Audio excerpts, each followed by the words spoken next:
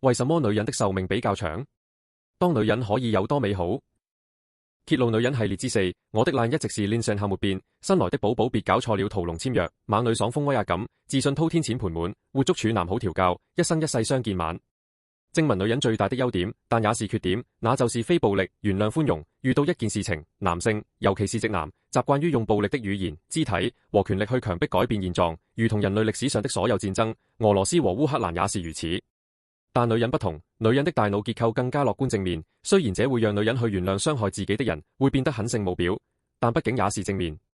直男一天到晚懷着仇恨和嫉妒生活，他們嫉妒比自己有錢的男人，比自己命的男人，比自己高的男人，比自己出身好的男人，比自己學歷高的男人，比自己最大的男人，比自己上過更多女人的男人。直男活在世界上總有那麼多痛苦，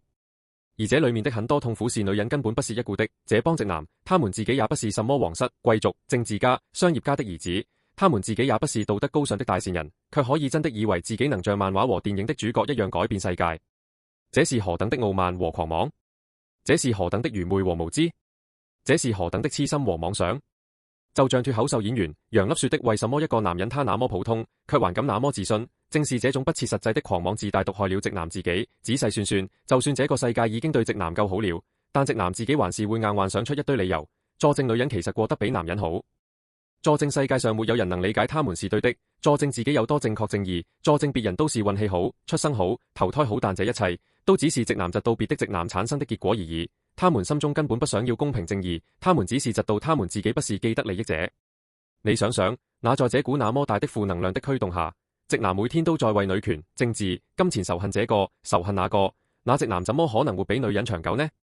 相反，女人從來沒有這種狂妄。女人只要不接觸愛情的話，我還真的沒見過有哪個女人能對另一個女人產生多大仇恨的。只要不涉及男人，一群女人自己單幹就能發揮出其即似的效果，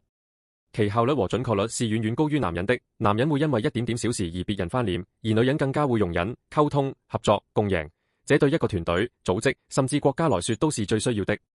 但我也不是說女人就一定完美，女人最大的缺點就是不夠狠，對背叛自己的人、傷害自己的人都太心軟了，就像那些核女、性愛受虐女很愛渣男一樣。如果這個缺點能改正的話，女人就可以統治世界。今天現講那麼多，這個專題我會多講一些非操作、純理論的話，因為我教別人怎麼操作、怎麼解決已經夠多了。現在我要多講點正面的，喚起大家的共鳴。愛和慈悲是宇宙贈予女性的禮物，請好好珍惜。記住，只要不涉及愛情，女人比男人厲害無數倍，就是無敵。龍龍簽約，猛女爽風威壓感，自信滔天錢盤滿，活捉處男好調教，一生一世相見晚。屠龍解說，震撼人心。屠龍術 YouTube。